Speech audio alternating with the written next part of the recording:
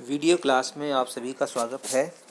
इस video class में हम सरस्वती सिंधु सभ्यता के विषय में समझने का प्रयास करेंगे कि सिंधु सरस्वती सभ्यता या सरस्वती सिंधु सभ्यता कैसी थी और वह सभ्यता किस तरह से पल्लवित और पुष्पित हुई थी, उसका विस्तार कहाँ से कहाँ तक था, उसकी क्या नगर योजना थी और उस नगर योजना की क्या प्रमुख विशेषताएं थीं।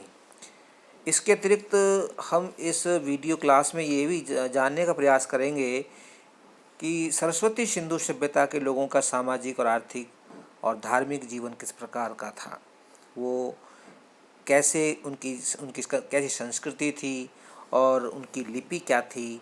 तो ये समस्त प्रश्न हम इस वीडियो नोट में जानने का प्रयास करेंगे। तो आइए सबसे पहले हम सरस्वती सिंधु सभ्यता की जो नगर योजना थी उसकी प्रमुख विशेषताओं के बारे में जानकारी प्राप्त करते हैं। सरस्वती सिंधु सभ्यता की नगर योजना की प्रमुख विशेषताएं बहुत ही उल्लेखनीय हैं और बहुत ही दिलचस्प हैं। यह सभ्यता भारत में लगभग आज से 5000 साल पहले यह सभ्यता पनपी थी और यह सभ्यता इतनी उन्नत और विकसित थी कि इसके बारे में हम आज हमारे लिए कल्पना करना भी बहुत मुश्किल है। उनका इतना अच्छा प्लानिंग सिस्टम था, टाउन प्लानिंग सिस्टम बहुत बढ़िया था, चाहे वो पानी की निकासी हो, चाहे वो घरों को बनाने की एक तरकीब हो, एक सिस्टम हो, और वह सिस्टम आज के सिस्टम से कहीं बहुत ज़्यादा अच्छा था। तो आइए हम कुछ प्रमुख विशेषताओं पर चर्चा करते हैं। नंबर 1, सरस्वती सिंधु सभ्यता की प्रथम विशेषता यह थी कि ये नगर नदी किनारे बसे हुए थे। चाहे वो सिंधु सभ्यता हो या सरस्वती सभ्यता हो, ये दोनों सभ्यताएं नदियों के किनारों पर बसे हुए थे। जैसे आज का जो भारत है, वर्तमान भारत, यहाँ पर सरस्वती सिंधु सभ्यता के बहुत सारे अवशेष हमें मिल जाते हैं और इसके साथ साथ सरस्वती सभ्यता के भी यहाँ पर अवशेष मिल जाते हैं। सिंधु जो सभ्यता थी ये आज के भारत और आज के पाकिस्तान दोनों में इसके अवशेष हमें देखने को मिलते हैं, लेकिन जो सरस्वती सभ्यता है वह भारत में ही जो है विकसित हुई थी, वहीं पर वो पल्लवित और पुष्पित हुई थी। तो सरस्वती और सिंधु सभ्यता की प्रमुख विशेषता यह थी कि ये जो नगर थे, इस सभ्यता के जो नगर थे वे नदियों के किनारे पर बसे हुए थे। सिंधु सभ्यता नाम से स्पष्ट है, यह सिंधु नदी के किनारे पर या सिंधु नदी के साथ साथ लगते हुए जो एरिया थे वहाँ पर ये सभ्यता बसी हुई थी। दूसरी विशेषता थी कि नगरों में प्रायः 2 टीले होते थे। पूर्व दिशा की ओर एक टीला होता था जिस पर आवासीय क्षेत्र होते थे, यानी रहने के लिए लोग, आम जनता वहाँ रहती थी। वह पश्चिम दिशा के टीले पर दुर्ग स्थित होता था। दुर्ग माने किला होता था। पश्चिमी दिशा में जो टीला था उस पर एक दुर्ग बना होता था जिसमें राजा और उसके शासन से जुड़े हुए मंत्री और अधिकारी वर्ग जो है रहते थे। पूर्व दिशा की ओर जो टीला बना हुआ था वह आवासीय क्षेत्र के लिए था, आम जनता के लिए था। तीसरी विशेषता यह थी कि सरस्वती सिंधु सभ्यता की नगर योजना में सड़कों का महत्वपूर्ण स्थान था। सड़कें बहुत ही विकसित थी। सड़कें नगरों को 5-6 खंडों में बांटती थी, यानी कि जैसे आज ब्लॉक्स होते हैं, block A, B, C, D, इस तरह से वहाँ उन नगरों में भी ब्लॉक्स होते थे, अलग अलग खंड होते थे और सड़कें जो हैं बहुत ही सीधी होती थीं और सीधी होने के साथ साथ वो सड़कें एक दूसरे को काटती थीं, यानी चौराहा बनाती थीं, क्रॉस रोड्स बनाती थीं। तो इस तरह का वह जो है सिस्टम था। चौथी विशेषता थी कि साफ सफाई का विशेष ध्यान रखा जाता था। कूड़े कचरे के लिए कूड़ेदान होते थे। आज के ज़माने में भी हम पर्याप्त मात्रा में कूड़ेदानों की व्यवस्था नहीं कर पाए हैं, लेकिन आप उस समय देखिए जब सिंधु सभ्यता थी तो उस समय लोग कूड़े कचरे का अच्छा प्रबंधन करते थे और उसके लिए कूड़ेदान भी रखते थे। पांचवा है कि घरों की नालियाँ बड़े नालों में गिरती थी, यानी कि वहाँ का जो ड्रेनेज सिस्टम था वो भी अपने आप में बहुत ही वंडरफुल था, बहुत ही फैबुलियस था, अच्छा था। और ये इस बात से स्पष्ट होता है कि घरों से छोटी नाली निकलती थीं और फिर वो नालियाँ बड़े नालों में जाके गिरती थीं और बड़े नाले उस पानी को कहीं दूसरी दूर जा कर के ले जाते थे, किसी जोहड़ में या तालाब में उस पानी को छोड़ते थे।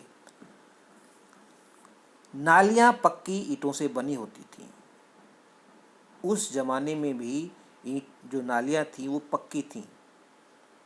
आज तक हमारे भारत के बहुत सारे हिस्से हैं जहाँ ईंटों की पक्की नालियाँ नहीं बनी हैं, लेकिन अगर हम सिंधु सभ्यता के नगरों की बात करें, चाहे वो नगर हड़प्पा हो, मोहनजोदड़ो हो, तो ये ऐसे नगर थे जहाँ पर पक्की सड़कें, पक्की नालियाँ आपको देखने को मिलती थीं।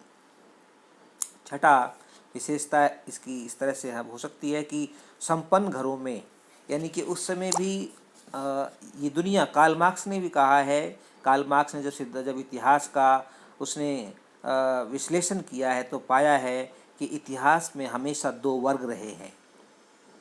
एक तो वह वर्ग है जो बहुत संपन्न होता है, जिनको हैव्स कहते हैं, और दूसरा वर्ग वह होता है जिनके पास या तो कुछ होता ही नहीं है या फिर बहुत कुछ होता है, बहुत कम होता है, बहुत कम होता है। तो लेकिन जो संपन्न लोग थे उनका रहन सहन दूसरे लोगों से अपने आप ही अच्छा होता है। तो संपन्न घरों में रसोई घर यानी कि किचन था, स्नान घर था, बाथरूम, आंगन था, है ना, एक कॉरिडोर था उनके पास, और एक कुआं था। अपने ही घरों में वो कुआं खोदते थे और पानी की व्यवस्था उस कुएं से करते थे। उनके वहाँ टॉयलेट्स भी थे, शौचालय भी थे। तो इस तरह की बहुत ही उत्कृष्ट जो है नगर योजना सिंधु सरस्वती सभ्यता की थी।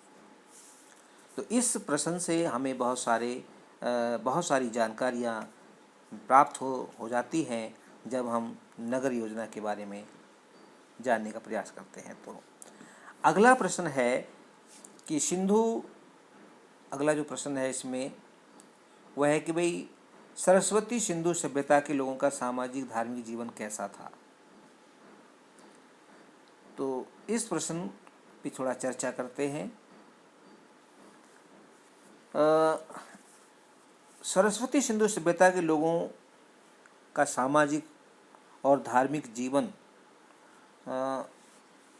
आज के सामाजिक और धार्मिक जीवन से थोड़ा सा भिन्न था, क्योंकि उस वक्त जो है लोग बहुत सरल जीवन जीते थे, आडंबर नहीं थे।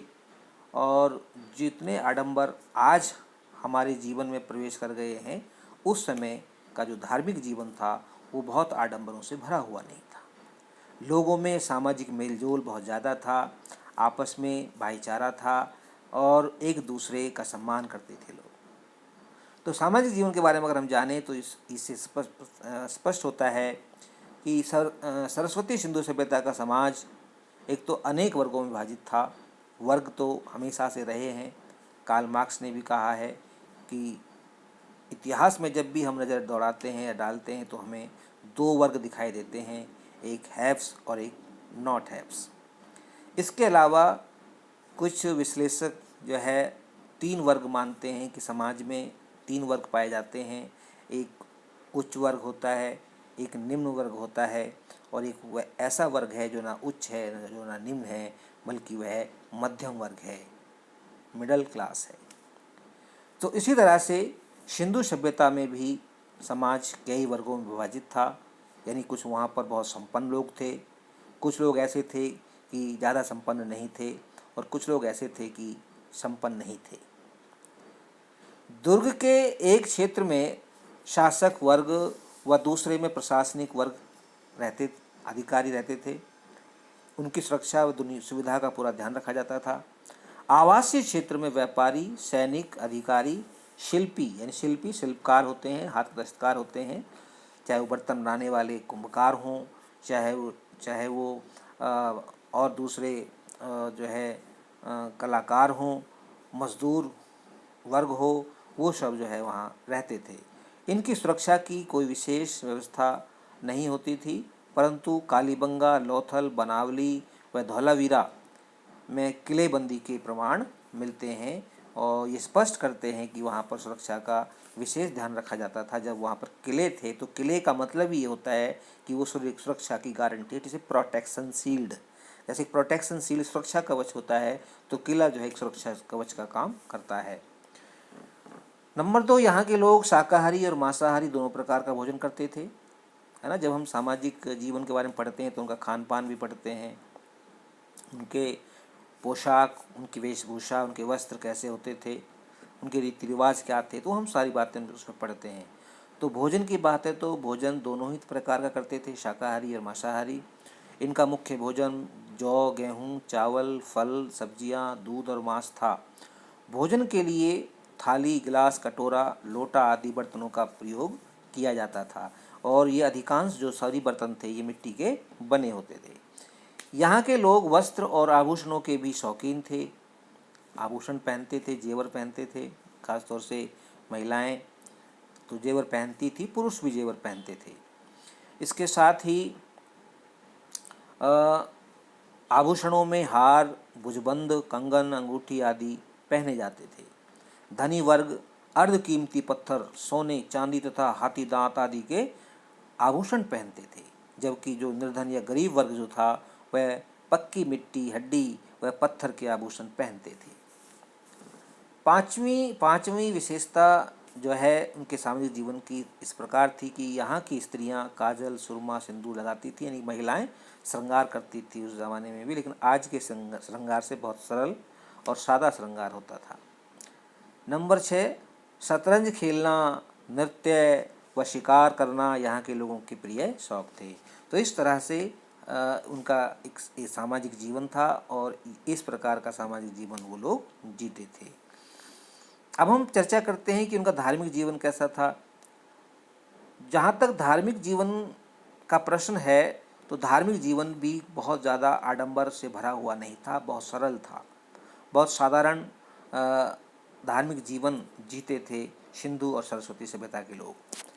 उनके धार्मिक जीवन की कुछ प्रमुख झलकियाँ इस प्रकार हैं। नंबर 1, सरस्वती सिंधु सभ्यता के लोगों का धर्म में पूरा विश्वास था, धार्मिक थे वो, नास्तिक नहीं थे, आस्तिक थे, ये हम कह सकते हैं, यानी कि ईश्वर में इनका विश्वास था। इनकी कई परंपराओं को बाद के भारतीय समाज ने भी स्वीकार किया है, अंगीकृत किया है, मतलब स्वीकार किया है। इसके साथ ही यहाँ के लोग मातृशक्ति की पूजा करते थे। ये मातृशक्ति की उपासना प्राणी तथा वनस्पति जगत की उपास्य देवी के रूप में करते थे। तो पूजा के लिए कुछ खास नहीं था, एक मातृशक्ति होती थी और मातृशक्ति को ही ये पूजते थे। इसके अलावा मूर्तियों पर धुएं के निशान मिले हैं जो ये बताते हैं कि यहाँ के लोग मूर्ति के सामने कोई वस्तु जलाते थे। जैसे आज हम अगरबत्ती, धूप बत्ती जलाते हैं कुछ घरों में लोग, तो हो सकता है कि उस ज़माने में भी कुछ मूर्ति के सामने जलाया जाता होगा। 5वां है कि लोग पशुपति शिव की उपासना करते थे, ऐसे शायद वो करते थे, ऐसे संकेत हमें मिले हैं। प्राप्त प्रमाणों के अनुसार ये लोग शिवलिंग की पूजा के साथ साथ पशुओं और वृक्षों की भी पूजा करते थे, यानी प्रकृति के पुजारी थे लोग, प्रकृति को पूजते थे। पेड़ पौधे, पशु पक्षी इनकी जो है उपासना के केंद्र में थे। अब हम चर्चा करेंगे कि भाई सरस्वती सिंधु सभ्यता की आर्थिक संरचना कैसी थी, उनकी इकोनॉमी कैसी थी, वो अपने आर्थिक आवश्यकताओं की पूर्ति कैसे करते थे, उनके रोजगार के साधन क्या थे, वो कैसे अपनी आजीविका कमाते थे। तो इन सब बातों पर चर्चा करते हैं। सरस्वती सिंधु सभ्यता की आर्थिक संरचना की निम्नलिखित विशेषताएं थी। नंबर 1, जैसे कि सरस्वती सिंधु सभ्यता का आर्थिक जीवन अत्यंत समृद्ध था, यानी कि वो economically it was a prosperous group of people. लोग ज़्यादा गरीब नहीं थे, वहाँ पर एक तरह से समृद्धि थी। यहाँ के लोग कृषि करते थे, यानी कि समाज में लोगों में फ़र्क तो था उनकी संपत्ति प्रॉपर्टी में, संपन्नता में, लेकिन संपन्नता का मतलब ये नहीं है कि वहाँ पर बहुत संपन्न लोग भी थे और कुछ लोग संपन्न थे, यानी कि विपन्न नहीं थे, यानी कि बहुत गरीब लोग नहीं थे। जैसे आज देखने को मिलता है कि लोगों के पास घर नहीं है, अच्छे कपड़े पहनने को नहीं है, अच्छा खाना खाने को नहीं है, लोग झोंपड़ियों में रह रहे हैं, झुग्गियों में रह रहे हैं। तो ऐसी स्थिति नहीं थी, लोग बेरोजगार हैं, तो उस समय ये बेरोजगारी का प्रश्न ही नहीं था। यहाँ के लोग कृषि करते थे, अधिकतर लोग कृषि खेतीबाड़ी उनका मुख्य काम था। सरस्वती सिंधु क्षेत्र उपजाऊ था। यहाँ के लोग गेहूँ, जौ, चावल, मूंग, मसूर, मटर, सरसों, कपास, तिल आदि की खेतीबाड़ी करते थे, यानी कि खेतीबाड़ी इनका मुख्य पेशा था, इनका मुख्य कार्य था। दूसरा, मेहरगढ़, मेहरगढ़ से प्राप्त पत्थर की दरांती मिली है, ठीक है। कालीबंगा से प्राप्त जुते हुए खेत मिले हैं। वह बनावली से प्राप्त हल का एक नमूना ये बताता है कि वे उच्च स्तरीय खेतीबाड़ी करते थे, क्योंकि दरांती का मिलना, जुते हुए खेतों का मिलना और फिर एक हल्की एक प्रतिकृति मिलना, तो ये सब दिखाता है कि भाई वो लोग खेतीबाड़ी को बहुत अच्छी तरह से जानते थे और बहुत अच्छी खेतीबाड़ी करते थे। तीसरा है कि बैल, गाय, भैंस, भेड़, बकरी, कुत्ता, गधे, सूअर जैसे जानवर वो उनके मुख्य जो है पाले जाने वाले जानवर थे, डोमेस्टिक एनिमल्स थे वो, ठीक है। इनका उपयोग दूध, मांस, खाल व ऊन आदि के लिए करते थे, यानी कि लोग पशुपालन भी करते थे। पहला काम उनका था खेतीबाड़ी, दूसरा काम पशुपालन। इसके अलावा कृषि व यातायात के लिए बैल का प्रयोग किया जाता था, घोड़े व ऊँट का भी प्रयोग करते थे लोग। हाथियों का पालन भी संभवतः शुरू हो गया था, पालना भी, है ना, हाथियों को पालना भी शुरू हो गया था। इसके अतिरिक्त जंगली जानवरों जैसे सुअर, चिंकारा, नीलगाय व हिरण आदि के साथ साथ भिन्न भिन्न प्रकार के पक्षियों तथा जलचरों के भी वहाँ साक्ष्य प्राप्त होते हैं। इसके साथ ही वहाँ पर